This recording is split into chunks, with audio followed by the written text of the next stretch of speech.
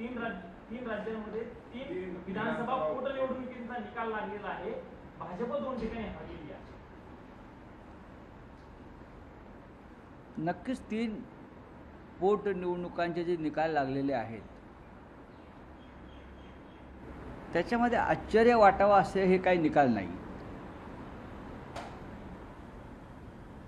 बिहारमधली जी जागा आहे कोणती, बांकीपूर, जी भाजपचे राष्ट्रीय अध्यक्ष नितीन नवीन आणि त्यांचे वडील हे 1995 सालापासून ती जागा जिंकत आहेत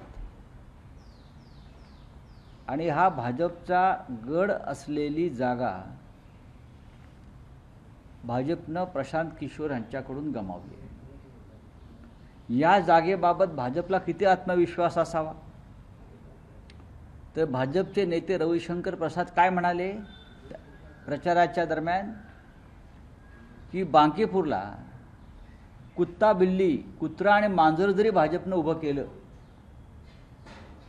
म्हणजे पहा किती मतदारांना गृहीत धरतात. कुत्रा आणि मांजराला जर उभं केलं तरी लोक कुत्रा आणि मांजराला मत देतील भाजपच्या. हा अहंकार लोकांनी मोडून काढला. त्यानंतर मध्य प्रदेशमधली दतिया विधानसभा ही काँग्रेसचीच होती. ती जिंकण्यासाठी भाजपनं साम दाम दंडभेदाचा वापर केला पण काँग्रेसने ती जागा जिंकली. गुजरातमध्ये जागा जिंकली त्यात काही विशेष नाही. या 3 पोटनिवडणुकाचे निकाल त्यातले 2 महत्त्वाचे आहेत. त्याच्यामुळे फार मोठी क्रांती झाली वगैरे असं म्हणणाऱ्यापैकी आम्ही नाही, किंवा ही मिनी सार्वत्रिक निवडणूक आहे, मिनी जनरल इलेक्शन असंही मी म्हणणार नाही. पण लोकांचा कल दिसतो आहे याच्यामध्ये. मोदींची किंवा भारतीय जनता पक्षाची लोकप्रियता किती खाली घसरली आहे हे तुमच्या बालेकिल्ल्यातल्या पराभवातून स्पष्ट दिसत आहे. विशेषतः बांकीपूरमध्ये 95 पासून जो गड आपल्या ताब्यात आहे तो तुम्ही टिकवू शकला नाही. त्याचा अर्थ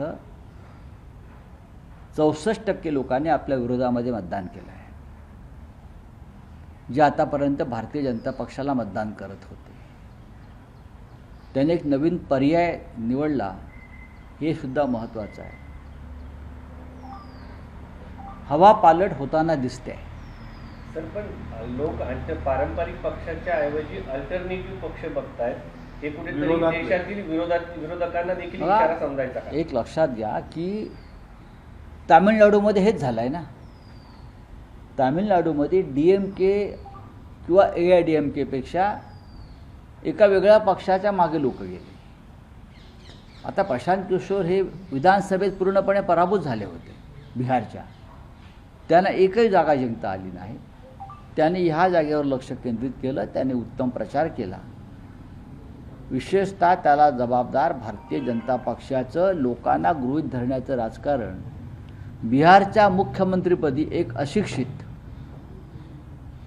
गुन्हेगार प्रवृत्तीचा माणूस बेशक नेमून भारतीय जनता पक्षानं बिहारच्या मतदारांचा आणि जनतेचा अपमान केला. आम्ही कोणालाही नेमू शकतो. तेच त्यांनी पश्चिम बंगालमध्ये केलं. एक भ्रष्ट कॅमेरासमोर पैसे घेणारा आणि त्याची खिल्ली मोदींनी उडवली. त्याला पश्चिम बंगालमध्ये मुख्यमंत्री नेमलं. महाराष्ट्राच्या मंत्रिमंडळामध्ये अशा प्रकारचे अनेक गुन्हेगार आहेत. गुंडांची टोळीच चालवत आहेत देवेंद्र फडणवीस कॅबिनेट म्हणून. हे आम्ही वारंवार सांगतो आहोत. तरी भारतीय जनता पक्ष मतदारांना गृहीत धरत आहे आणि अशा प्रकारे नेमणुका करत आहे.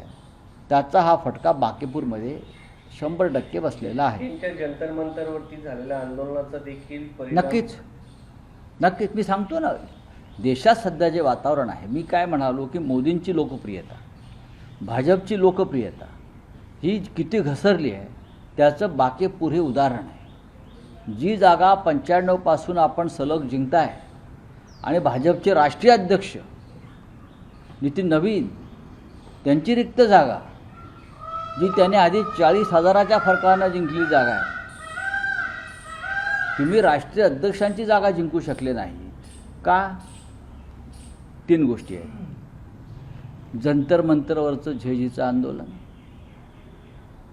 राम मंदिराची लूट, त्याच्यावरती आपण साधलेली चुप्पी, आणि नितीन नवीन यांच्यासमोर त्यांच्या एका यात्रेमध्ये ज्या प्रकारे बजरंग बलीला नाचायला लावलं हनुमानाला, आपण पाहिलं असेल. हे लोकांच्या हृदयापर्यंत भिडलेली गोष्ट आहे. तुम्ही हनुमानाला नाचायला लावता, तुम्ही राम मंदिर लुटता, तुम्ही जैनजींवर गोळ्या चालवता, तरुणांवर. या सगळ्या गोष्टींचा एक परिणाम मतदारांवरती होत असतो. आणि बिहारची जी जनता आहे त्यांच्या DNA मध्ये, त्यांच्या मातीमध्ये पॉलिटिक्स आहे. आगामी काळामध्ये विधानसभेच्या निवडणुका आहेत. खास करून उत्तर प्रदेश जे सगळ्यात मोठं राज्य आहे देशात, तिथं निवडणूक आहे. गोवा आहे, मणिपूर, महत्वाच्या राज्यांमध्ये निवडणूक आहे. या निकालाचा परिणाम आगामी काळातील या तातडीने होणाऱ्या नाही, बघा, अशा निकालांमुळे आत्मविश्वास जो असतो विरोधी पक्षाचा, कॉन्फिडेंस बढ़ता है. अपोजिशन का कॉन्फिडेंस बढ़ जाता है कि यस, आम्ही जे करतोय बरं का, त्याला लोक पाठिंबा देत आहेत.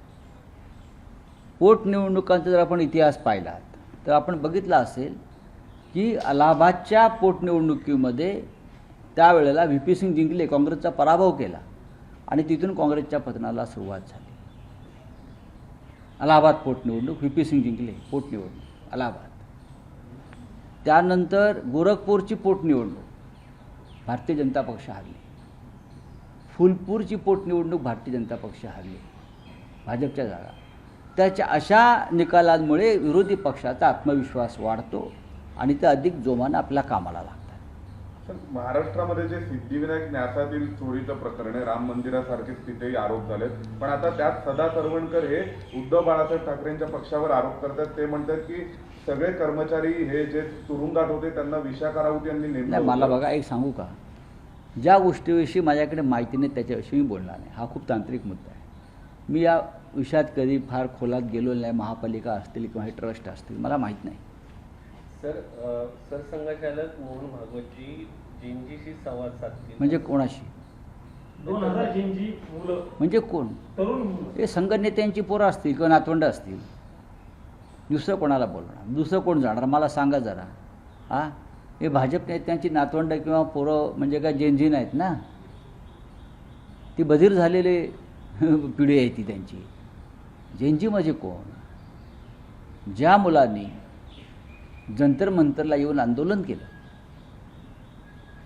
ज्या मुलांनी घोषणा दिल्या तुमच्या विरोधात, ज्या मुलांनी जंतर मंतरवर लाठ्या काठ्या खाल्ल्या, ज्या मुलांनी अश्रुधुराच्या नळकांड्या सहन केल्या, त्यांच्यापैकी 2000 लोकांना बोलवा आणि त्यांच्याशी बोला. तुम्ही तुमच्याच नातवंडांना, नेत्यांच्या किंवा मुलांना बोलवाल, ते कसले जैनजी आहे? ते तुमचे कार्यकर्तेच आहेत. आज पुन्हा एकदा मंगल मिलन आहे. म्हणजे काय असतं ते? म्हणजे काय असतं मंगल मिलन? म्हणजे काय असतं? काय असतं? भाजपच्या राज्यात काय मंगल राहिलं आहे का? ते आपापसात मिलन करतात. हाँ, क्या असतं मग? कौन सा मंगल मिलन चलता है? क्या है? बीजेपी के राज में क्या मंगल होता है क्या? आज आमच्यासाठी सुप्रीम कोर्टामध्ये जो खटला चालू आहे आमचा आज, तो अत्यंत महत्त्वाचा आहे. सुनावणी सुरू आहे कोर्टामध्ये. पार्लमेंटला काल एक बिल पास झालं लोकसभेला, सुप्रीम कोर्टच्या जजेसची संख्या वाढवण्याबद्दल. आमची अशी मागणी आहे, भूमिका आहे की सुप्रीम कोर्टच्या जजेसची संख्या वाढवण्यापेक्षा सुप्रीम कोर्टात जे जजेस बसलेले आहेत त्यांनी राजकीय दबावाखाली काम करू नये, तारखांवर तारखा देऊ नये आणि घटनात्मक विषयाबाबतचे खटले हे कालमर्यादेत सोडवावेत, फास्ट ट्रॅक कोर्टाप्रमाणे. जसं आमचा खटला 4 वर्ष चालवत आहेत. 5 मुख्य न्यायाधीश बदलले, लाज वाटली पाहिजे. सर, काही देशांमध्ये घटनापीठासाठी वेगळे न्यायाधीशांची नियुक्ती केली आहे. असे काही कायदे आणले पाहिजेत ना. जजेसची संख्या वाढवत आहे, पण हजारो लाखो खटले पडूनच आहेत.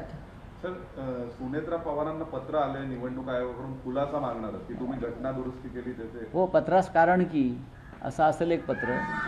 आता सुनेत्राताई वहिनी उत्तर देतील ना. पण कारण काय असावं की अशा त्यांच्याही पक्षावर आता काही नाही, आता मी कसं काय सांगू त्यांच्या पक्षातला काय घटना घडा.